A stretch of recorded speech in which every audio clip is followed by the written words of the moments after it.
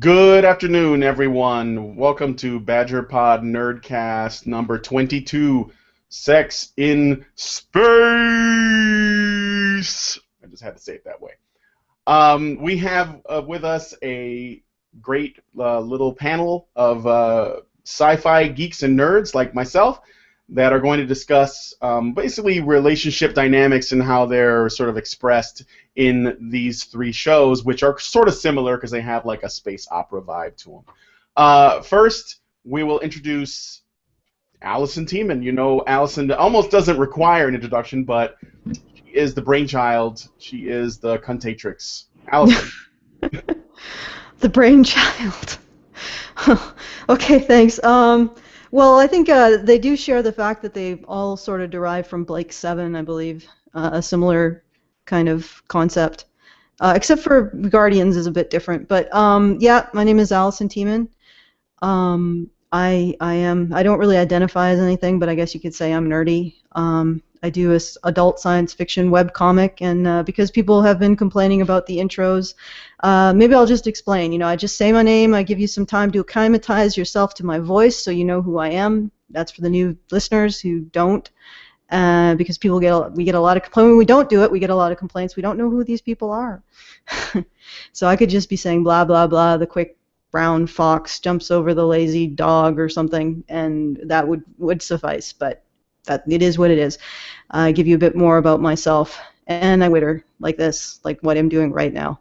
But I do have something important to announce. The Fine Young Capitalists are putting on another contest. This is a Not Your Shield diversity contest, so they want to see personas from the Not Your Shield hashtag. If you're an artist out there and you want to do your rendition of a persona from the Not Your Shield hashtag, please do that and submit it to their contest. You can see their contest at their website, Fine Young Capitalist, thefineyoungcapitalist.com.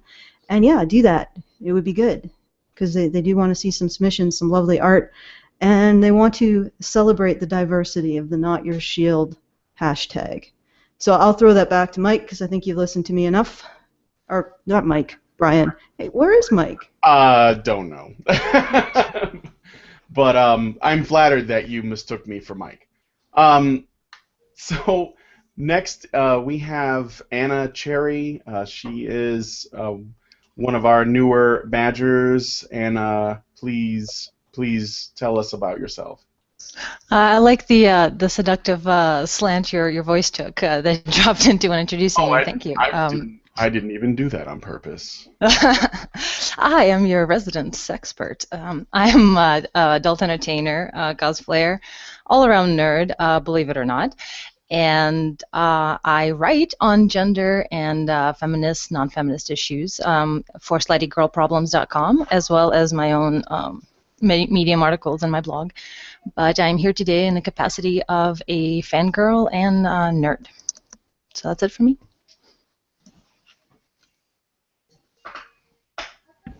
Brian. That was brief. I'm back. I'm sorry. That was briefer than I expected. But sorry. But yeah. No, Anna, it's okay. You're the shit. And last, well, I mean, I'll do myself after, but. No, don't. Have someone. After the show is over. No, but next we have Mad Cat. Please, Mad Cat, would you tell us a little bit about yourself and what you do? Well, this is Mad Cat. By day, I'm an author, but by night, I am the site admin for Good Guy Comics. I'm also the moderator for the forums. I've started doing articles on the Honey Badger website. I have a couple there listed. Also really big on Tumblr, so you can find me at madcatprime.tumblr.com. I also do videos on my YouTube channel under the name Angry Egalitarian. All right.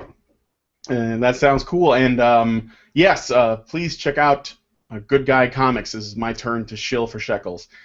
Mad Cat did a really great job of helping me admin the site, and my name is Brian Martinez, and I'm the guy who illustrates and writes Good Guy. It is a long-form comic about it's basically a autobiography of my experiences Right now, it's actually a kind of a painful run for me as my teenage years, but it definitely gets more interesting later. So anyway, so let's get on with the show. Well, yeah, I mean that's basically goodguycomic.com, or you check out honeybadgerbrigade.com for all of our articles and to get like more info and future videos and stuff like that. So let's get on with the topic. We're going to be talking about these 3 shows, well, actually, it's 2 shows, a film and a spin-off film, but whatever. We'll start with the first one. Could we do the reading for Farscape, Mr. Madcat? Oh, for Farscape or for Farscape? Wait, who did Farscape? No, I did. Farscape, yeah. Oh, you did that. Okay, Yeah. I got it confused. Anna, you do Farscape. I get Farscape and Firefly confused. I'm sorry. Now You got should me. be shot. Yeah. Well, yeah. Not well, shot with like hallucinogen gas maybe or something. Like in sterile humans. Anyway, all right. So now you're gonna make me say Fartscape because I've heard it say that. But you guys, it sounded like Given to the fart side. Exactly. Escape of the farts. All right. So spoilers, in case you haven't seen Farscape. It's kind of old show. It's 99 to 2004. If you include the Peacekeeper Wars, the actual show went from 99 to 2003. So check it out on Netflix if you want to. After reading this, you might not. But all right, spoilers. So Farscape was awesome at first. Seasons 1 and 2 had a steady development of a cynical peacekeeper being shown gentler ways. It was a very well-developed plot with praise of altruism and group cooperation, which leads to the protagonist's collective unit becoming greater than the sum of its parts. The show started solid, with great visual effects by Jim Henson's theater prosthetics, and distinguished itself, in my mind, with fantastic gender roles, tantalizingly paced romance between Aaron and Crichton, and a whole cast of complex, multidimensional, and diverse characters to tell many varied, interesting stories. It was quality sci-fi and absolutely one of my favorite shows in the genre. Until Season 3. Death of Zahn, childhood ruined, everything ruined! It was a sad day when we lost one of the remaining scions of positive female role models in television. Her place was demoted to Jewel, a Mary Sue contender by all accounts, yet accompanied by a shrill shriek that has literally made some viewers stop watching the show on the account of it. And in the show itself, in fact, it melts metal. It is that shrill. And a very annoying know-it-all personality. In an attempt to structurally reinforce the collapsing storyline with some good writing, Jewel was gaining a measure of depth and even self-awareness of her annoying traits and privileges. There was even a romance brewing, something needed to heal a deeply hurt Ginger Luxon's heart. But you know what? Fuck that. Who needs that? Instead, let's have a baby bomb. Season 4 starts with confusing and incomplete writing in the first 2 episodes and continues carrying the flag of conformity of status quo, which is surprising coming from a Rockne O'Bannon production.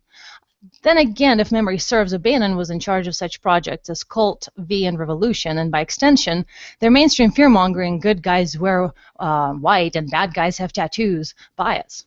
After the initial clumsy writing debacle, Season 4 continues in a non-stop worship of the marriage, baby, white picket fence life plan, better known as slowly fade into obscurity and domestication, waiting to die option for men.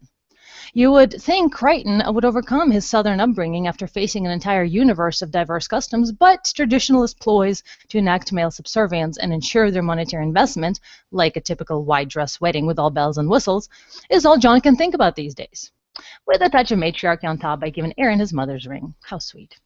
And all of this, did I mention, was after Aaron basically leaving John Crichton under the pretense that she needs space in her time of grief instead of being with the man she supposedly loves. All that may just be a convenient excuse because in reality she's also pregnant with someone's baby. Not really sure whose. Could be John's, could be from that one guy 7 years ago.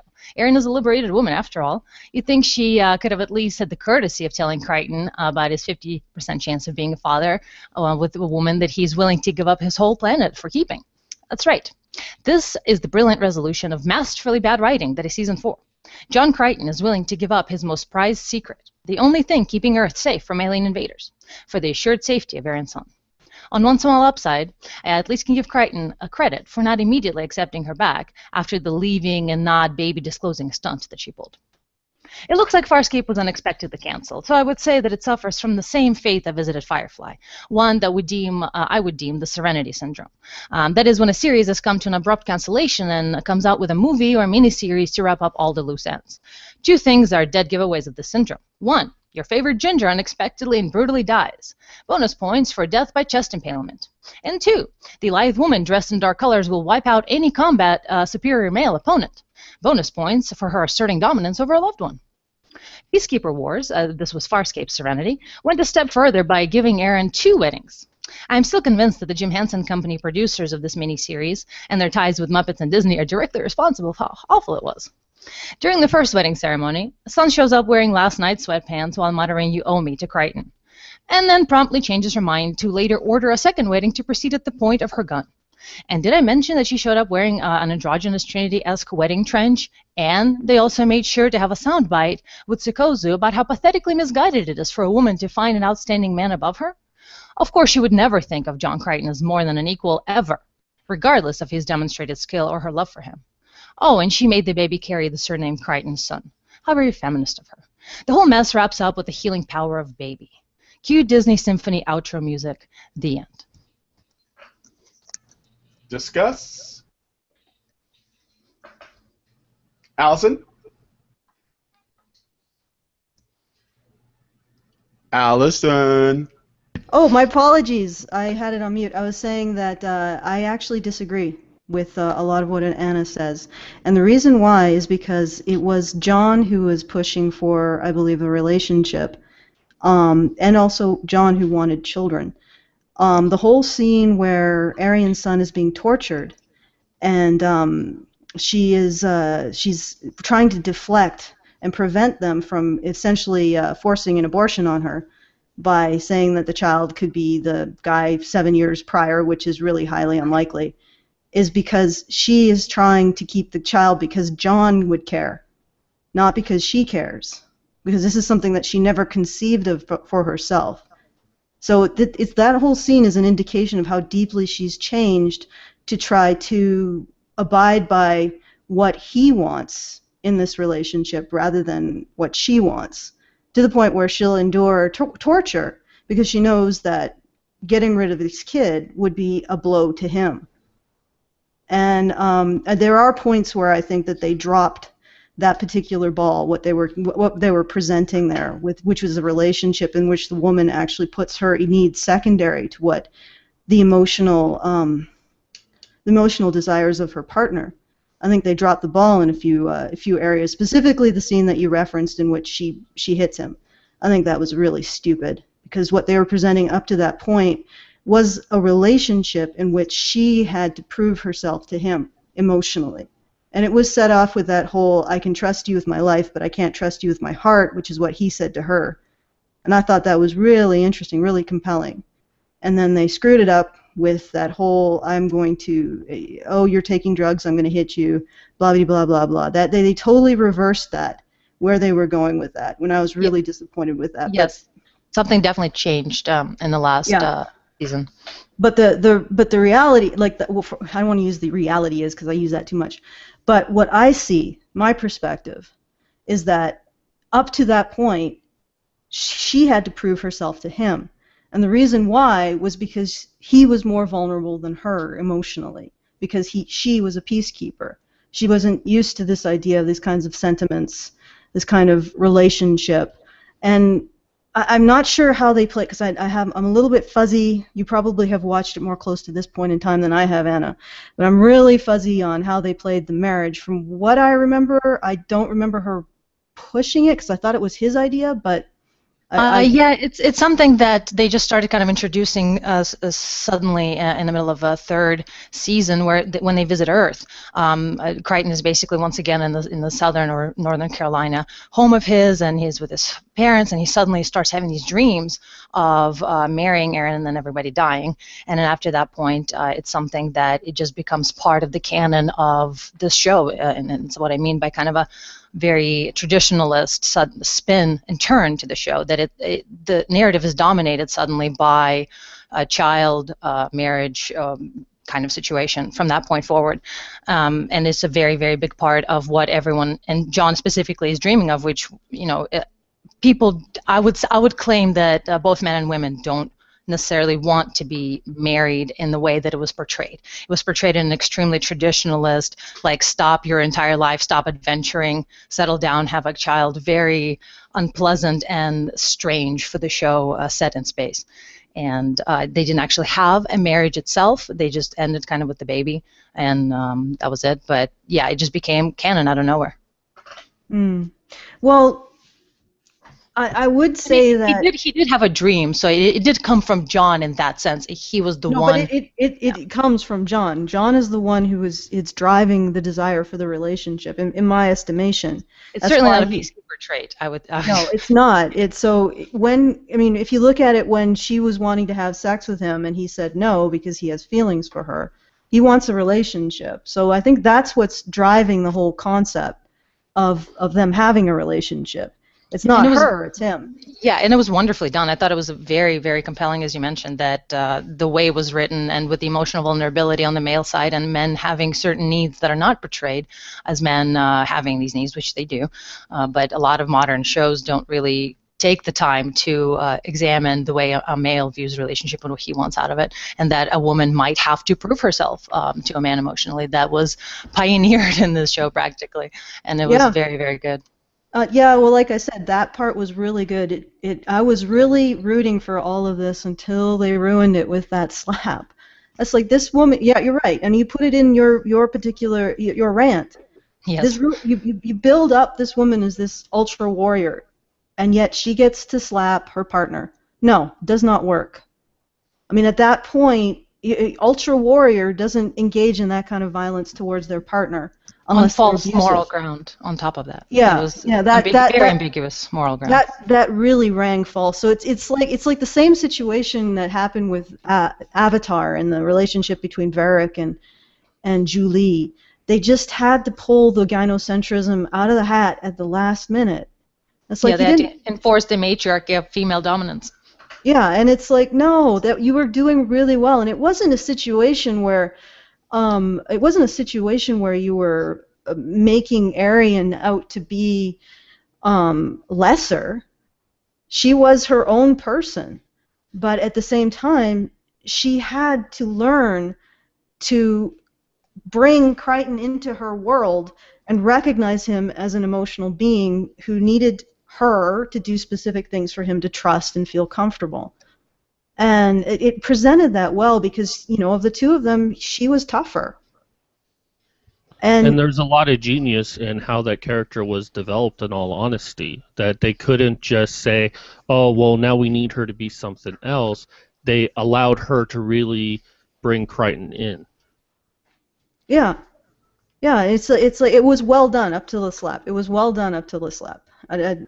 And then they just dropped the ball. And it's like, can't you just maintain that? If you're going to write a tough woman, she has to recognize that in being tough, she has to go the extra mile to make, if she's going to be with a partner who's more vulnerable, to make him feel like he's, not going to, like Crichton said, I can't trust you with my heart. I can trust you with my life, but I can't trust you with my heart. And great power comes great responsibility. Yeah. Why the pregnancy really pissed me off. It's been a long time since I've seen the show, and once I finished, I swore I'd never watch it again.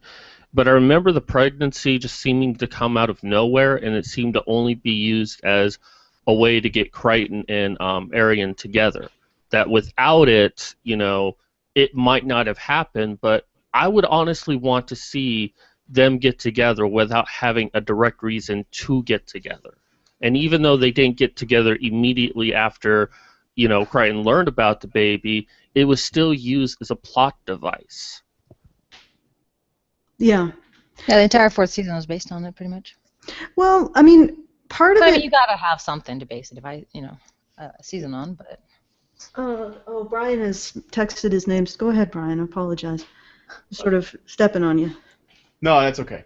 Well, yeah, one of the things, I haven't seen it in a long time, but one of the things that I found, and I think that you mentioned this, but the gender roles thing was pretty unconventional because the guy, the male protagonist, he was actually fundamentally he was a gentle soul that was reluctantly put in the action hero you know, sort of like he was sort of forced into that role, and it actually kind of damaged and traumatized him in the process. Like he was, you know, definitely like he was also the subject of the fish out of water thing. But there were a lot of strong female characters, or at least, you know, that was what they were going for. They were more like feisty than anything else.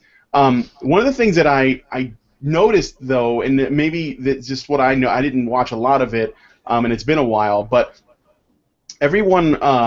At what point did it get to it where everybody on the ship was fucking each other?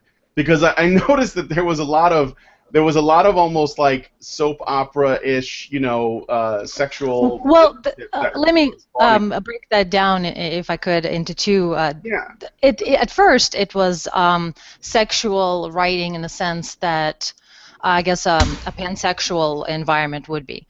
Because you had these varied characters. You had the three women, the stoic, the troublemaker, and the sage, you know, the Aaron Sun, Chiana, and Zahn. And then you had the two male, the warrior Lux, and you had, well, Rigel, I guess, as a person, though I never liked him personally. Rigel is a son of a bitch. But he really, one thing they do good is they actually give Rigel a heart at the end of the season 4. That's one thing they do. But for the first 2 seasons, those are the 3 women and the 2 men, well, the 3 men, I guess, Rigel, John Crichton, and the Luxon, Dargo. And so you have them, and the Moya and the pilot, they're not really sexual beings in that sense, but everyone sort of has relationships with each other of different layers and complexities, and that Zahn, for instance, one of her abilities is she can touch her like ear or whatever head to another person and basically have them experience orgasmic bliss, and that is something that is kind of a mind melding. It's a joining, it's a relaxing, it's an honor, it's a practice, a divine practice. It's a variety of things. So there's sexuality on that regard, and then you have Chiana, who is a troublemaker and very sexual, free spirit in the sense that she would fuck pretty much all of them in the same night if she wants to, or none of them, or the girls. Like she does whatever she wants in terms of sexuality, and is very overt in her sexuality. And so you have these different interactions that arise from this, and of course the other people having their own sexual temperament. And it was very complex and wonderful and beautiful and great.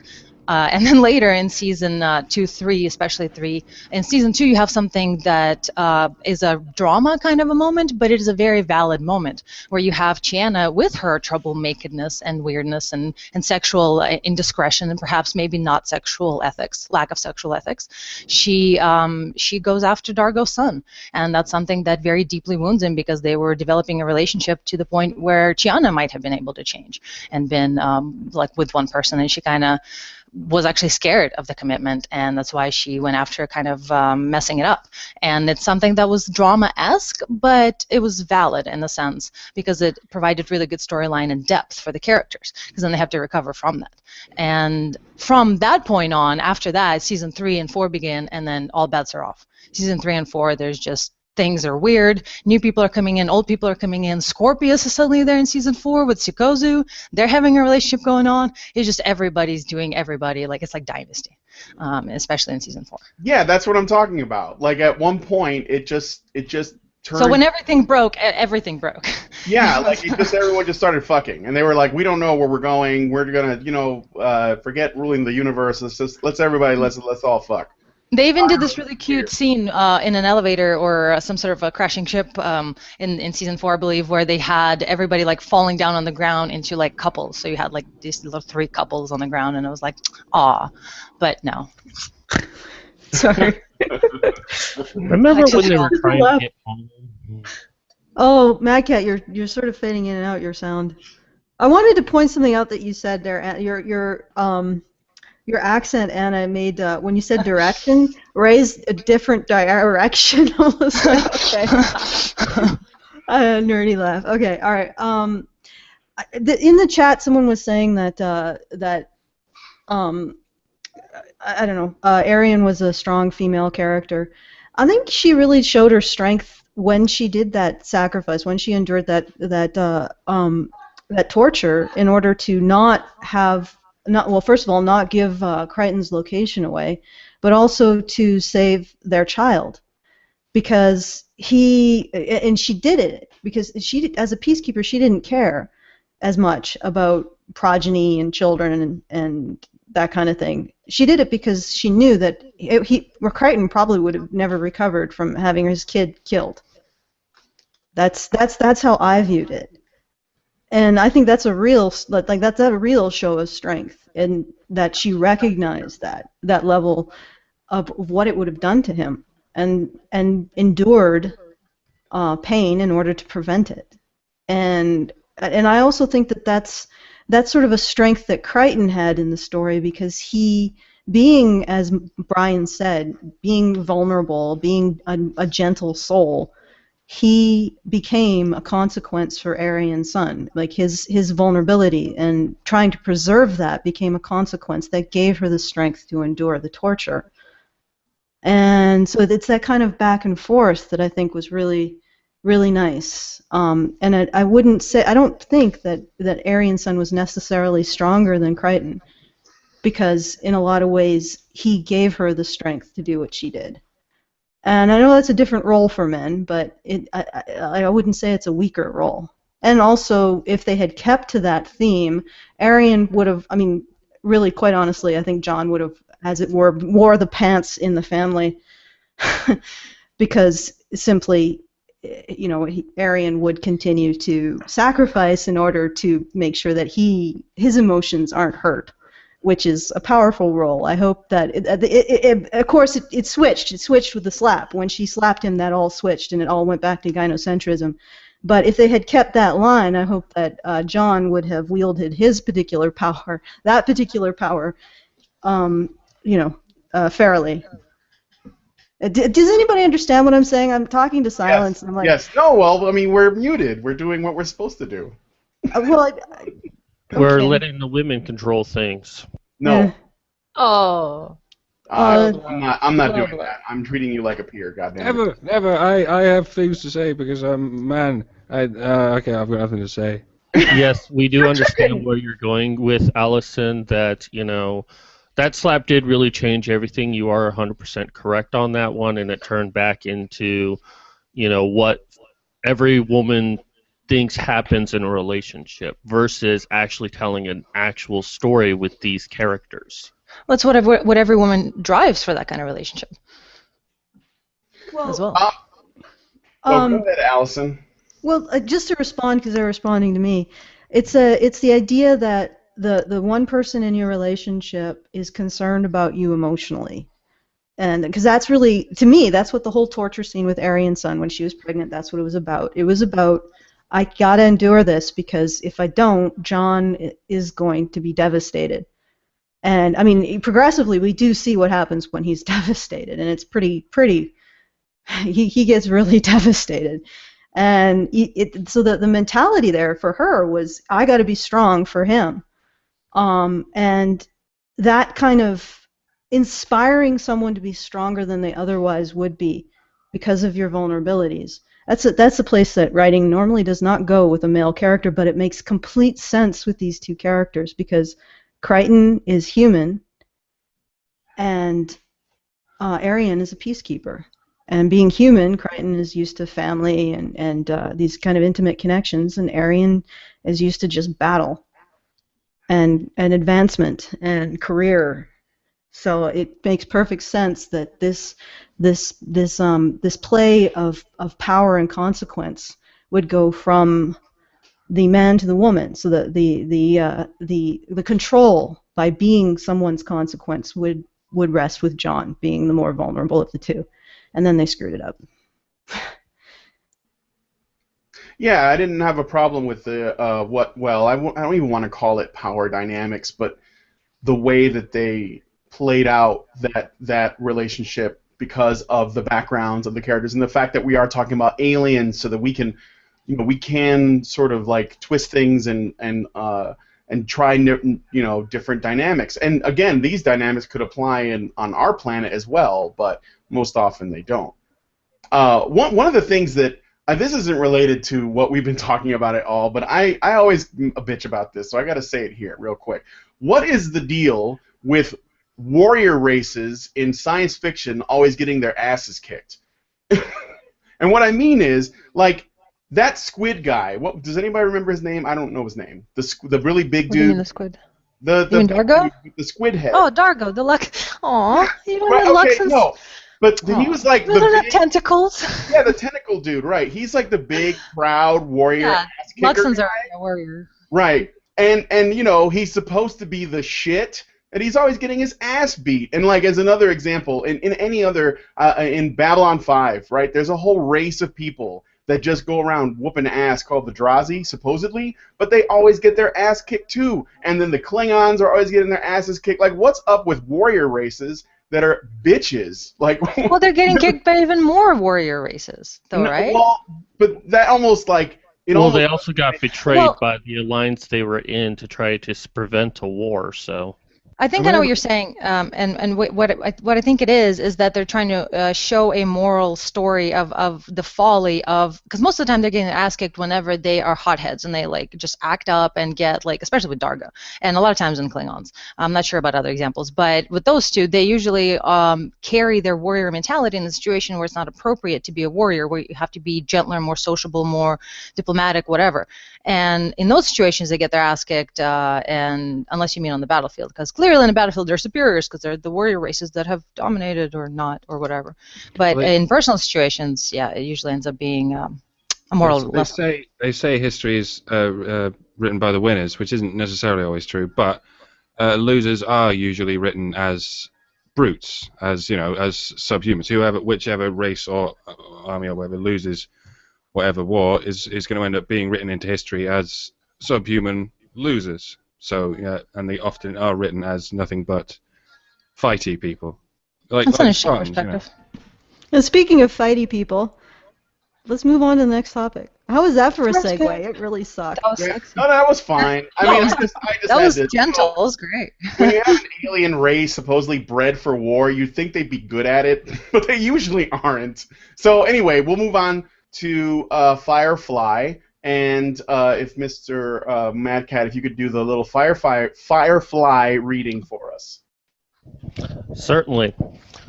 Once upon a time, people loved Joss Whedon, and with the success of Buffy and Angel, he tried to make a new series known as Firefly.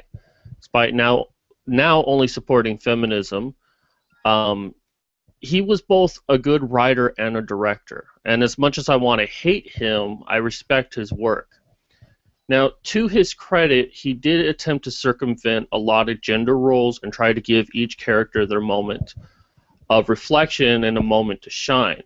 Even in 13 episodes, we learned quite a bit about them.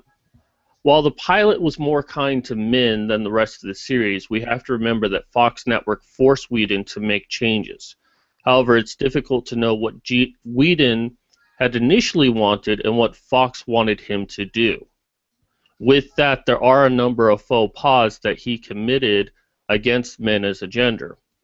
The best faux pas was all the number of men who died and the number of women who died. While women did die, the characters stopped to reflect the meaning of their deaths rather than the men who were easy to forget and carry on. Now you might say, well, what about Wash? However, we saw his death and then 2 minutes later we're in battle. Nadine, in the Heart of Gold, Mal spends 5 minutes feeling guilty of her death. Another great device was to make the captain look like a jerk by invading Inara's personal space and calling her a whore. It's really a bit inconsistent that he, being a thief himself, having a problem with a companion, and will try to put her in her place. Mal's reduced to being a chauvinistic pig to balance off his otherwise strong character. However, when around what Inara called whores, he never used the term once. Jane was needlessly stupid. This was played for laughs. Jane showed signs of being of average intelligence while being quite resourceful and cunning, but when the plot demanded it, he lost 100 IQ points. Some of the other things that we saw, the fact that bullets didn't affect our heroes. They get hit and they keep moving on. Also was the fact that Mal was quick to recover from Niska being tortured. He got up and attacked him, and Mal seemed to suffer no long-term effects from being killed and brought back to life. Inara was open about her sexuality and was seen as enduring. But Jane was open about his sexuality and was seen as perverted. Jane only cared about killing people, making money, and having sex. Mal gets married, and the crew makes fun of him for it.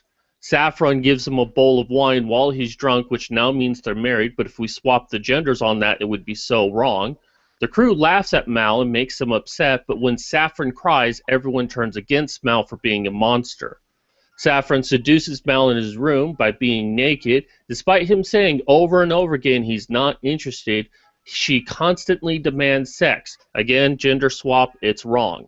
She drugs him, the crew makes fun of him for it, borderline rape.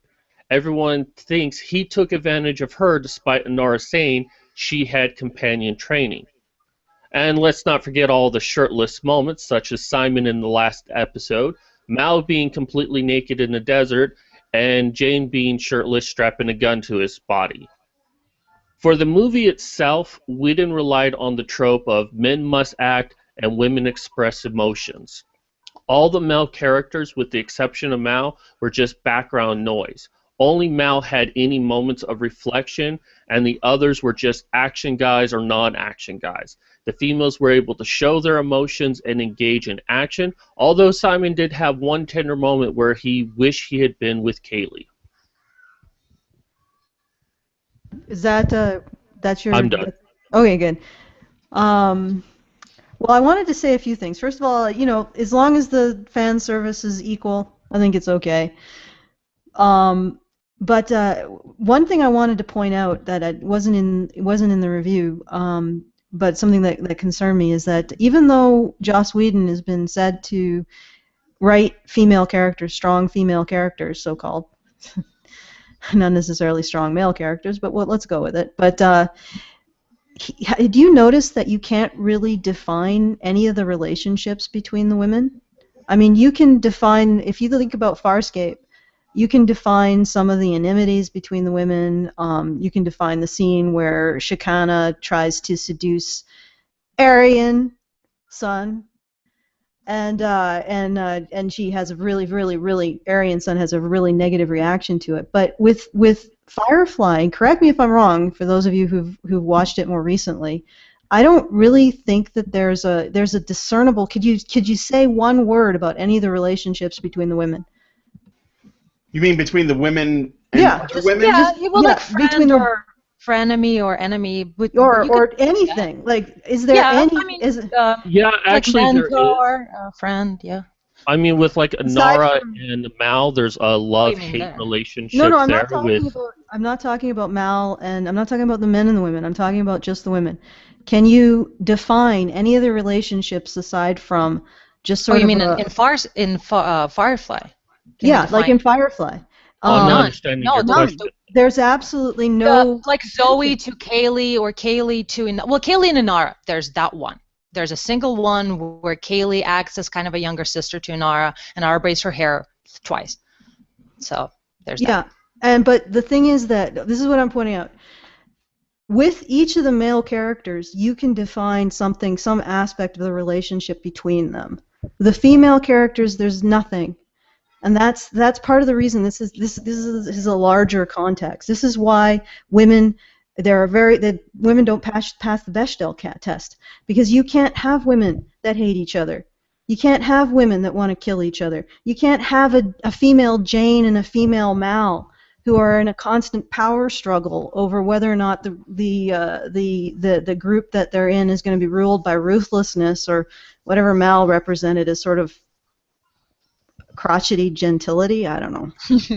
There's no real tension in those relationships. True but if you include Saffron into the picture, a lot of the females did have a direct connection with her, where like Zoe had direct anger and even punched her, and Nara was saying how stupid everyone was for following her.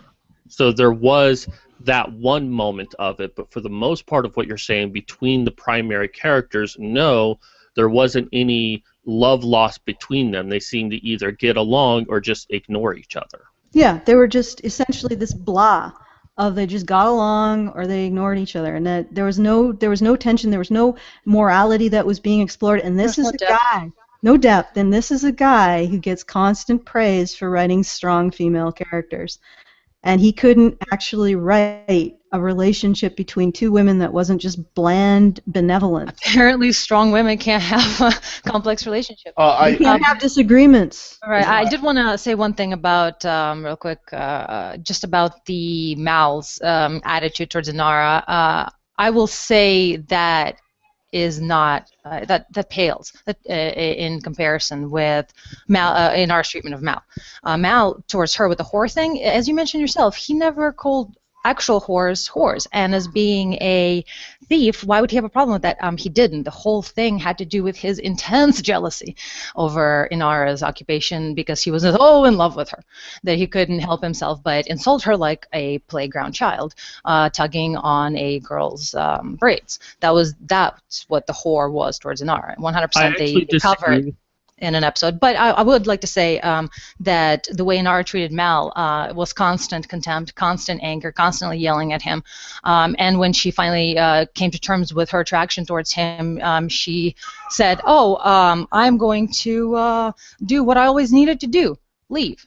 So there's zero of anything given to the men in Firefly, unlike Farscape, where women actually gave things to men in terms of emotional I guess, respect, anything. Yeah. I do disagree with you a little bit. There was the episode where they showed like everyone coming together initially, and even before Mal knew anything about her, so there was no he secretly loved her or secretly is jealous of her. I see. So they did paint him as a chauvinist. Okay. But I will agree with your second point that I think in many ways Inara kind of pushed him that way, because in that scene where we show everyone coming together, she was very sour with him, she was very direct with him, she looked down on him in all honesty and made demands, and I think him calling her a whore at that point was kind of reactionary of, well, if you're going to treat me like shit, I'm going to treat you like shit. So I agree with you there. And it just continues throughout the show. It sets the theme for their relationship. I will challenge anyone to find scenes where Inara either smiles pleasantly at Mal or says something nice to him, other than shaking her head disapprovingly. There actually is a scene like that. Here's a question. What exactly did this guy fall in love with? Pretty face, I guess, because she was nothing but intolerable to him pretty much the whole time. Yeah, because there's no sense of did she ever save his life? Did she ever make any kind of sacrifice? Or no, she was just a woman and she existed. No, the thing about Mal is he has a way of seeing people for more than they are, being able to tolerate them. I mean, Jane betrayed Mal, and Mal kept him on the crew because, in a way, he kind of has a soft heart, but surrounded by a rough exterior. So from what I've always gathered about Mal is he has a way of saying, you know what, this person has some value. There's something more to them, like why he kept Simon on the ship despite the fact that it would cost him a lot more jobs and it would be like even more of a target on their back. So I think the reason why he had a thing for Inara is he saw something more there than Inara really revealed about herself. And that is true about Mal, very much like in that one episode where they had to care for one of their fallen comrades and any kind of shenanigans when they ensue. Mal definitely has very much a soft heart, and that is a boon to him and development to him as a character. But Inara, on her part, she didn't really have that many developed abilities other than just being compassionate once in a while with women and like men that she companions with.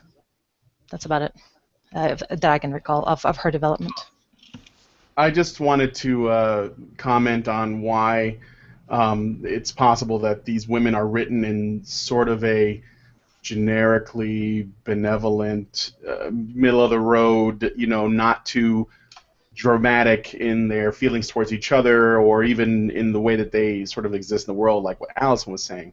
And I have to think about Joss Whedon himself, and I think that in his effort to write strong female characters, I put that in quotes, he won't even touch that with a 10-foot pole, like the idea that he could present some as, in these sort of create tension between them, or within themselves or whatever, because that's dangerous. I mean, like, he doesn't want, I think that it's about, like, how is this going to look on me, or at least with, like, the networks. And I actually find it really kind of interesting that he was doing work with Fox, but just because of what we know about Fox's politics and Joss Whedon's politics.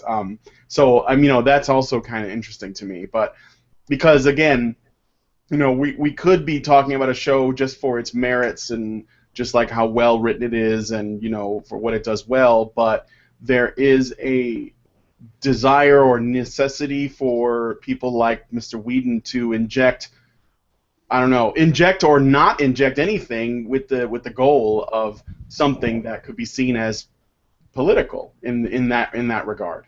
Well, So, the thing that we have to remember with Firefly is it was only 13 episodes long. There wasn't really enough time to really do anything with the characters more than that he had. So we don't know where his final destination was. We have some ideas, but without seeing a full season or a second season, we can only speculate based on what we know of Whedon where he was going with the characters. Well, it didn't seem like he was going anywhere fast with the female characters, or any kind of defined relationship between them that would include differences of opinions, flaws, other stuff like that. Something actually interesting. And I find it funny how he has such a huge fan base of women who hang on everything he writes because strong female characters, and yet never really noticed that there's not a single disagreement, or it doesn't seem to be many. There's no real tension. There's nothing interesting about the relationships between the women in his series. Well, they're showing strong women from a certain kind of strength. They're not showing women with the kind of strength that, to put it bluntly, women actually have. Given how often princess wars happen in real life, it's remarkable how unfrequently they happen in Hollywood.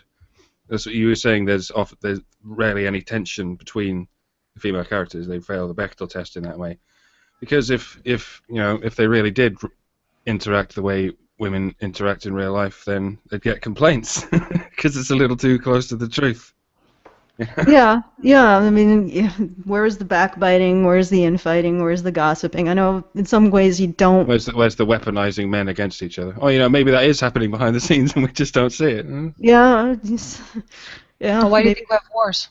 well, that goes back to my point. Joss Whedon is so invested in not doing those things because he doesn't want to. Basically, that sort of close to the truth type storytelling would be sort of like seen as chauvinistic, because even if he wrote the women as real as he could get them and create those dynamics, positive and negative traits all lumped together, because a man did it, then all of that reality, all that stuff that was well done would just get tossed aside because it'd be like, oh, well, Joss did this. Yeah, they like giving the impression that men are more brutish than women. But if they at all give the impression that women might be better at duplicitousness and lying than men are, and we go, no, that's not true. You can't even imply that. No, yeah. That's their duplicity and lying at work. Yeah, And maybe that's where Whedon's genius comes in, because he knows if he gets the feminists angry, there's nothing he can really do about it, but anyone else, he can blow them off. But the feminists, he has to keep happy. I don't know that that's genius. It's pretty. I think that's cowardly. No, I was kind of saying it ironically. Oh, okay. I see. We need an irony tag. it's a puddle becoming the shape of its hole. That's all it is.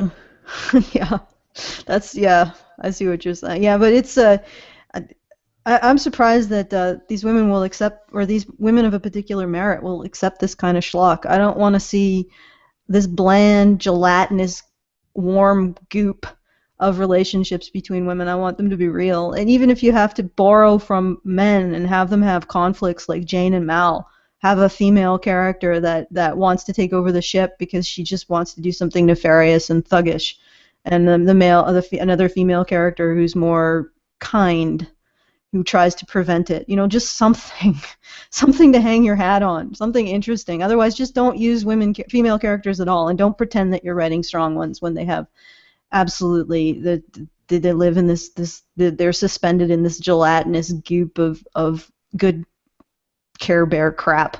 Mary Sue jelly. Mary Sue jelly, yes. Okay, maybe we should change topics now. All right. Just a thought. Well, let's do Guardians. It looks like we're going to go over. Is that okay? I mean, I know it's par for the course, but. Well, Brian, you're the host, so. Oh yeah, I'm fine with it. All right, so I'll do the reading for Guardians. Guardians of the Galaxy is the most recent film by director James Gunn as part of the Marvel Studios' very ambitious Phase 2 for the Marvel Cinematic Universe. It begins with Peter Quill, an average young boy living in Middle America in the 1980s. Quill is listening to his Sony Walkman cassette player in a hospital waiting room. We soon learn that his mother is dying of cancer there and wants to see her son one final time before leaving this mortal coil. Once this happens, an emotionally distraught Quill runs out of the hospital and is suddenly abducted by an alien spaceship. Fast forward 26 years, and Peter Quill has made a life for himself on his new galactic home as a Ravager, a kind of space pirate rogue thief. In his travels, Quill finds a much sought-after artifact on the desolate planet of Morag, makes an unlikely alliance with a ragtag group of misfits, and intrepid hilarity ensues. There are good laughs, good action, good effects, and good melodramatic performances all around.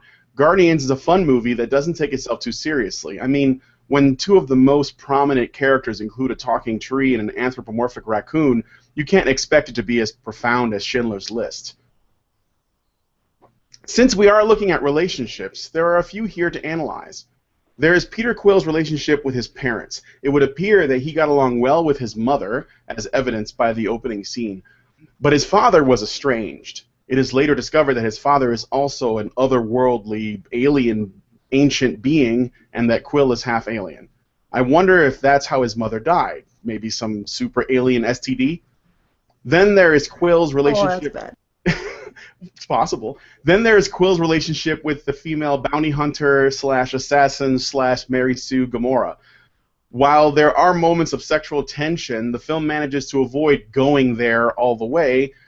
My knowledge of the comics version is that Gamora, a sexual being, and while she had slept with Quill in the comics, she also slept with many other characters, and Quill and Gamora never really had a romance. Perhaps they will go in this direction in the next film, but who knows? As it stands, Gamora and Quill are friends with a spark between them that never quite becomes a fire.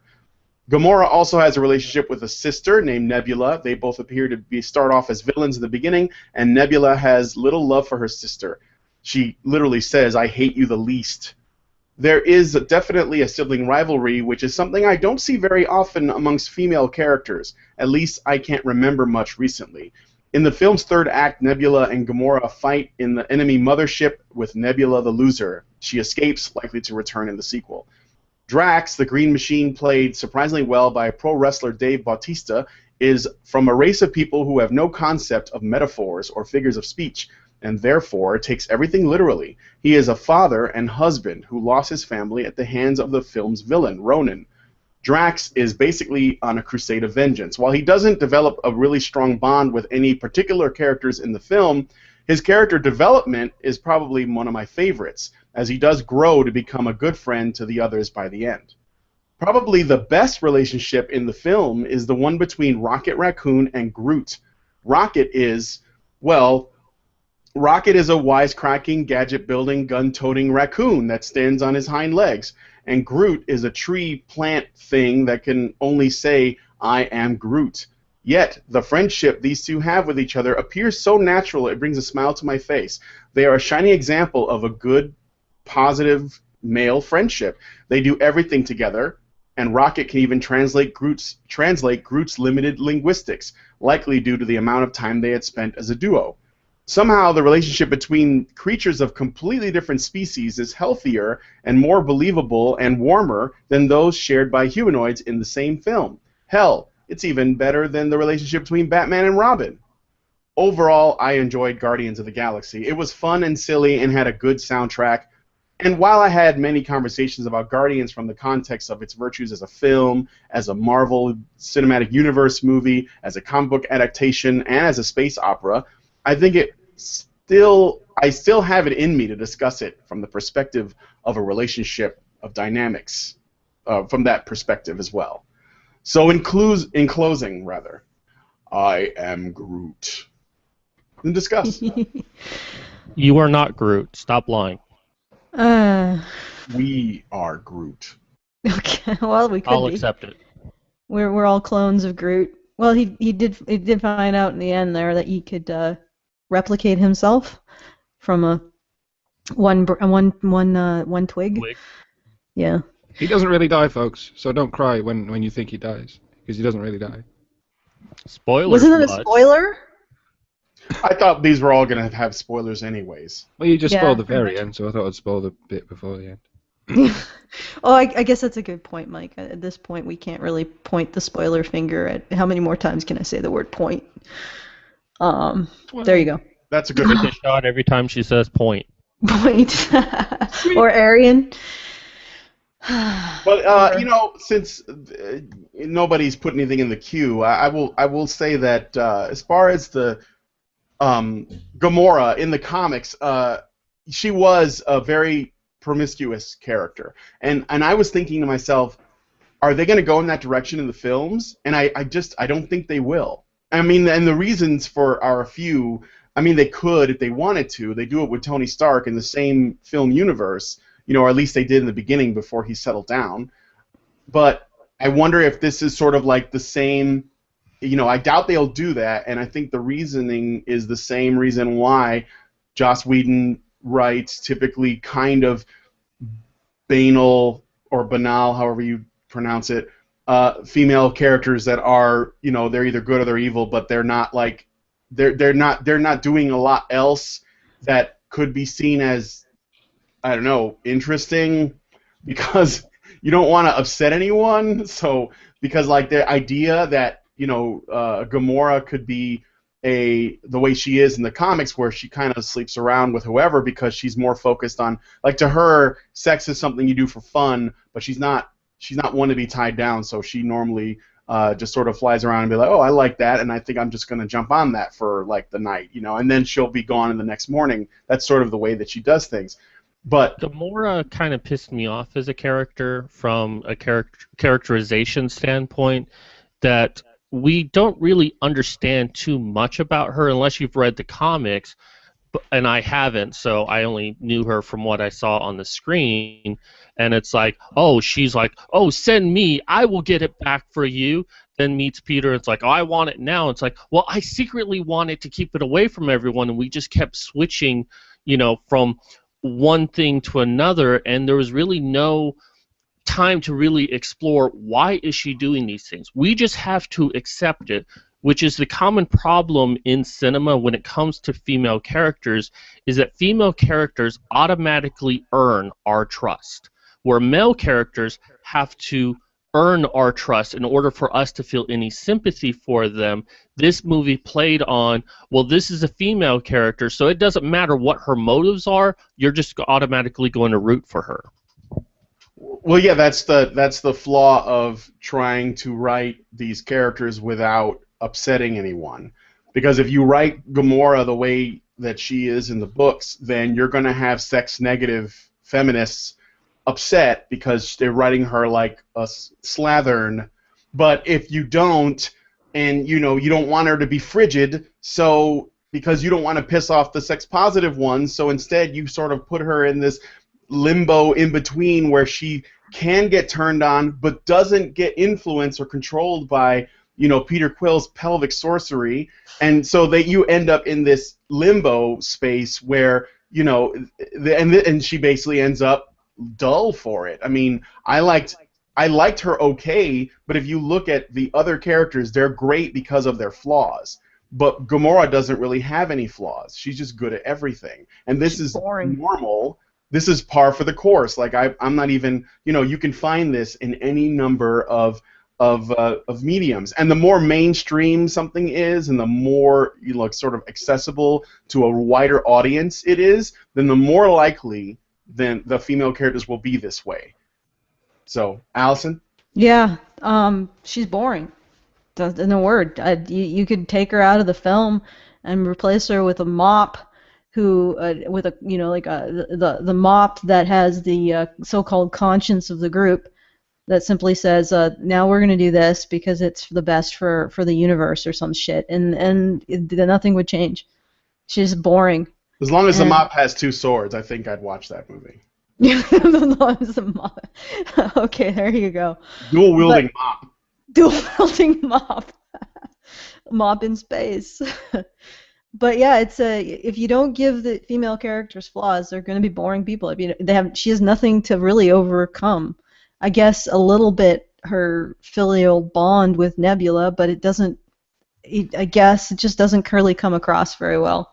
No, they don't do enough with that, and I really think they could have developed that a lot more. Because I like there's a deleted scenes thing on my Blu-ray that goes into it, and I'm like, why didn't they put this in? And I have to wonder why do you do that? Because the relationship between like saying before, Rocket and Groot is great. And I mean, they get along. They might, they have like they take jabs at each other. Mostly Rocket takes jabs at Groot, but whatever. And like the growing relationship between the other male characters is great. As you see them fight and they bicker and they argue and then they forgive each other. But Gamora kind of glides through and she rolls her eyes at everyone else and nothing really happens to her and she doesn't become like and they could have gone in that direction, but they don't. And I think it goes back to that, like, I don't want to touch that with a 10-foot pole. I don't want to piss anybody off, so we're just going to, we're going to make her boring, and we're not going to approach it, like, the way we could. I mean, she had a story. It was a good one, but they didn't give us enough. And No. Kind of like, it's just a bit of a fail on that part. So. No, and. Oh, I'm sorry. Go ahead. Oh no, I'm jumping on you. Oh wait, I'm jumping on Mad Cat. Go ahead, Mad Cat. Yeah, go ahead. It's all right. I like to be jumped on, but and this is kind of a problem in all of these series, especially with the female characters. Is why develop anything more on these characters if the audience is going to immediately like them? And that's why we get some of these boring characters that don't really add anything to it other than to be, fan service, to be beautiful and all of that. Because if you try to make them interesting, then you're going to have all of these women groups to come after you and saying, well, you're being a misogynist, you're being sexist. But if you, step back and just show them being there, I think that should be more insulting to women, that they don't have a flaw, that they don't have anything. And if they do have a flaw, somehow it's endearing to who they are as a character, that you just like, oh, that's not really a flaw, it's okay. No, let's actually make us hate something about them. But we can't do that because feminists.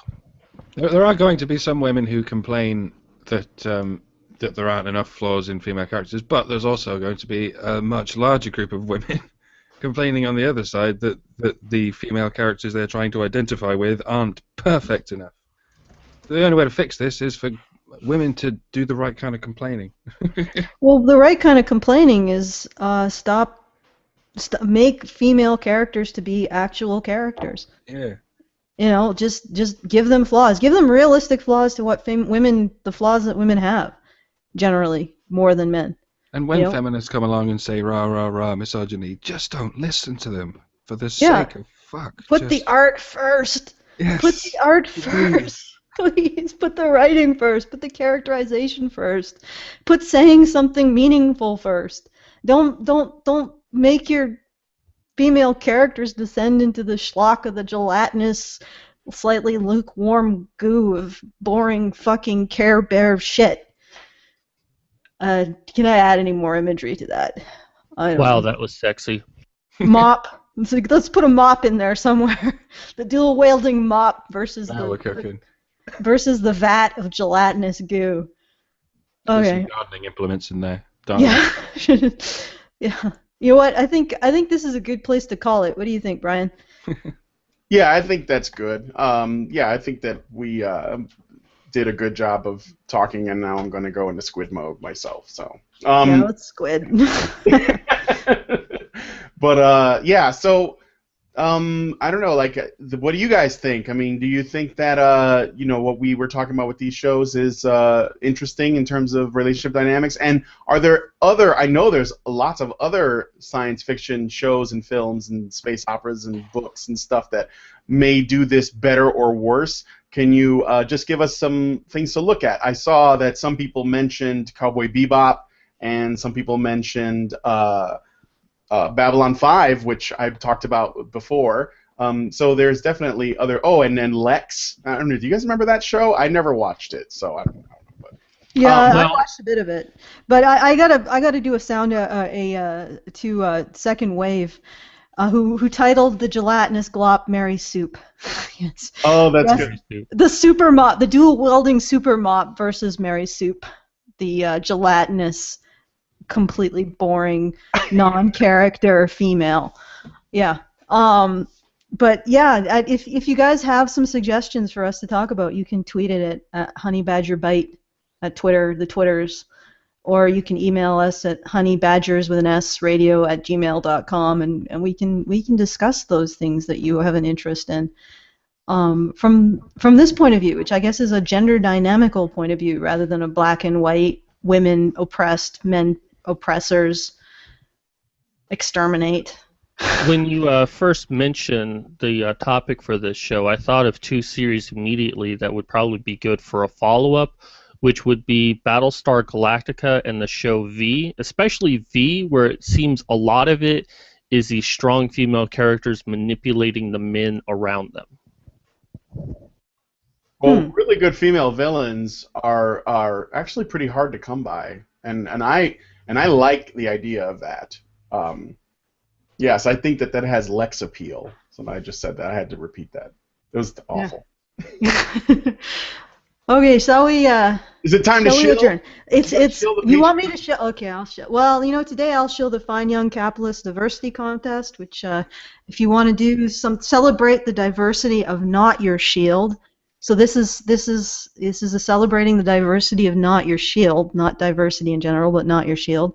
And you're an artist and you want to do a Not Your Shield personality. Yeah, with their permission, of course. Please do. And submit it to the Fine Young Capitalists, or you can do it just if you're an artist, you can submit your art. If you just want to do a concept, you can submit that. You can get the details on their website at thefineyoungcapitalist.com, and yeah, do that because they do need some people to submit and take part in this particular endeavor. The proceeds go to I believe a college.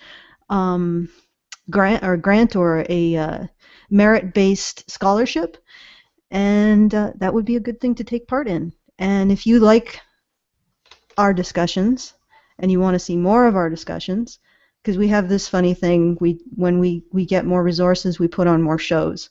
That's how we roll. It's a little bizarre, but it's what we do. We're just weird that way. Consider becoming a patron.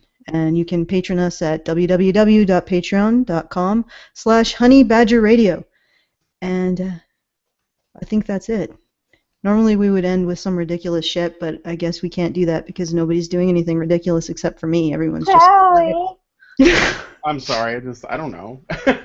Yeah, it's just hard to force, It's, No, I don't want to force it. yeah. You can force me. You can force... Oh, God. Well, let's take that to the back. That's a Patreon show that is available for the monthly subscribers over a certain You can't offer things we're not actually... Okay. All right, I think we should cut it now. Cut. Okay, we're going, guys. See you next time. Oh, see you Tuesday. We're doing a special show about tabletop. Tuesday night. So just like be on the lookout for that. And more social justice, invasion, and Gamergate. Yay. And the invasion. That's right. The invasion continues.